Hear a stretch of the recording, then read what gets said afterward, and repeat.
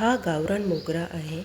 आदल्या दिवशी मी या कळ्या पाण्यात टाकल्या आणि पहा दुसऱ्या दिवशी फुलला मोगरा फुलला मोगरा फुलला मोगरा फुलला फुले वेचिता बहरू कळियासी आला मोगरा फुलला मोगरा पूर्ण घरात सुगंध तर इतका दरवळला, अशी गावरान मोगरा पाहायला नाही मिळत।